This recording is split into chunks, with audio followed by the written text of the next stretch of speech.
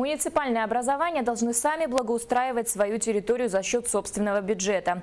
Однако в реальности не всегда могут с этим справиться. Правительство республики с 2013 года выделяет субсидии на благоустройство. О том, как осваиваются эти средства на местах, расскажет моя коллега Саргалана Ильина.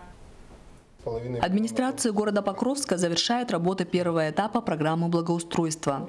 На этом этапе в городе проведено уличное освещение и поставлены новые опоры. В летний период начались работы по обустройству тротуаров.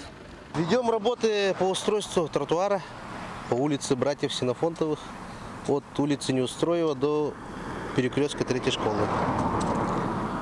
В работах задействовано 7 человек, 2 единицы техники. Мы должны положить 1380 квадратов тротуарной плитки. До 20 июня планируем сдать работу. Программа благоустройства рассчитана на несколько лет. Благодаря республиканской поддержке скоро начнется второй этап. В этом году планируется по тем же денежным средствам 4,5 миллиона, которые мы выиграли финансирование с МинЖКХ уже. Устройство второго этапа тротуарной плитки. Это с перекрестка Неустроева до Братьев Ксенофонтовых.